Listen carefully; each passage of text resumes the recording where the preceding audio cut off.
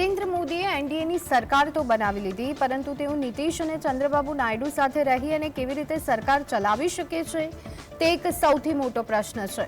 નીતિશ અને નાયડુ બંને પોતાના ચૂંટણી ઢંઢેરામાં ભાજપ અને મોદીની વિચારધારાથી વિપરીત વાયદા આપ્યા છે।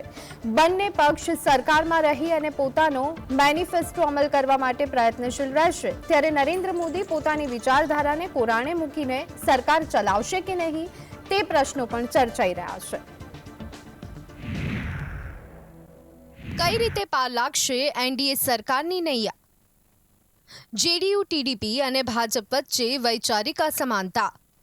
શું સરકાર ચલાવવા મોદી પોતાની વિચારધારાને બાજુ પર મૂકશે? ભાજપ અને નરેન્દ્ર મોદીની આગેવાનીમાં ત્રીજી વખત એનડીએની સરકાર બનાવી તો લેશે, પણ તેને ચલાવશે કેવી રીતે તે પ્રશ્ન થઈ રહ્યો છે। એનડીએની સહયોગી પાર્ટી ટીડીપી અને જેડીયુ સાથે ભાજપની વિચારધારાના મતભેદ છે।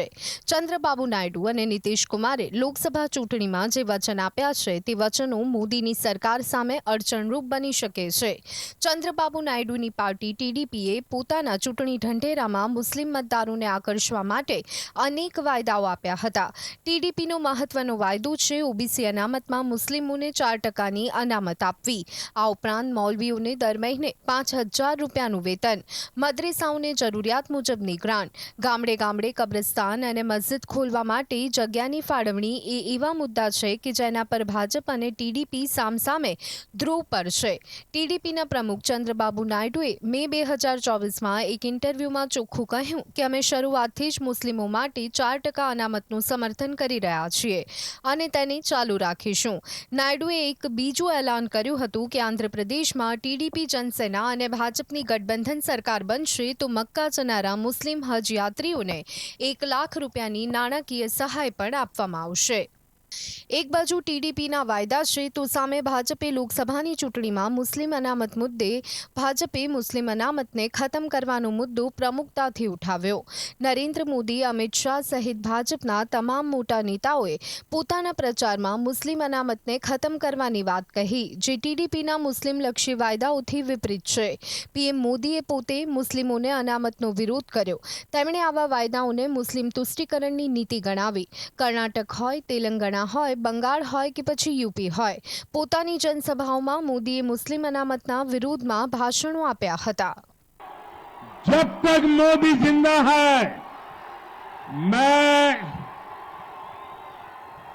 दलितों का आरक्षण, आदिवासियों का आरक्षण, ओबीसी का आरक्षण, मुसलमानों को धर्म के आधार पर नहीं देने दूंगा, नहीं देने दूंगा, नहीं देने दूंगा। પીએમ મોદીના નિવેદનો એ વાતની સાબિતી છે કે લોકસભા ચૂંટણીમાં વારંવાર તેમણે મુસ્લિમ અનામતનો વિરોધ કર્યો હતો। પીએમ મોદીએ ચૂંટણીનો મુખ્ય મુદ્દો જ મુસ્લિમ અનામત બનાવી દીધો હતો। હવે નરેન્દ્ર મોદી સરકાર બચાવવા માટે પોતાની હિન્દુત્વવાદી વિચારધારાનો ભોગ આપી ટીડીપીની મુસ્લિમ તુષ્ટિકરણની પોલિસી સામે ઝૂકી તો નહીં જાય ને તેવા સવાલો ઉઠવા લાગ્યા છે। જેવી રીતે ટીડીપી સામે નરેન્દ્ર મોદી પોતાની વિચારધારાને શરણાગત કરવી પડે તેવી સ્થિતિમાં મુકાયા છે, ત્યારે બીજા સૌથી મોટા પક્ષ જેડીયુ સામે પણ નમવું પડે તેવી સ્થિતિ સર્જાઈ છે। નીતિશ કુમારનો પણ મુસ્લિમો પ્રત્યે સોફ્ટ કોર્નર છે। બિહારમાં પણ લાંબા સમયથી મુસ્લિમોને અનામત મળી રહી છે। મુસ્લિમ અનામતની સાથે જેડીયુ મોદીની વિચારધારાને આંચકો આપે તેવો મુદ્દો ઊભો કરી રહી છે। નીતિશ કુમાર જાતિ આધારિત વસ્તી ગણતરીની તરફેણમાં છે। બિહાર વિધાનસભામાં જાતિ આધારિત વસ્તી ગણતરીનો ખરડો પણ પાસ કરી દીધો છે। નીતિશ કુમાર વારંવાર કહી રહ્યા છે કે કેન્દ્રમાં અમારી સરકાર બનશે તો જાતિ આધારિત વસ્તી ગણતરી કરાવીશું। મોદી સાથે બેસી અને નીતિશ કુમાર જાતિ આધારિત વસ્તી ગણતરીની ફરી માંગ કરશે।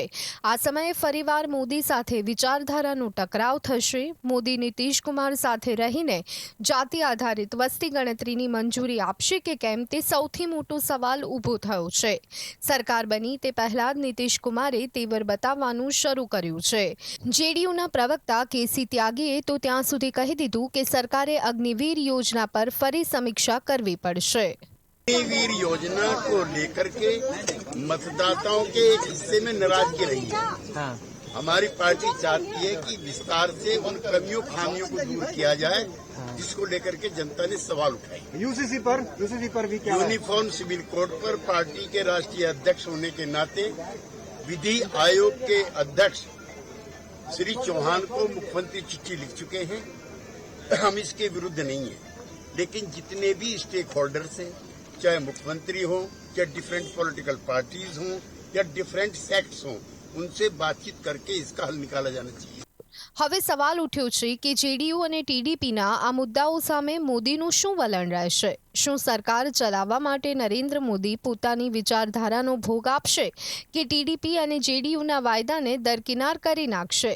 તેના પર લોકોની નજર ટકેલી છે. Bureau report, GSTV.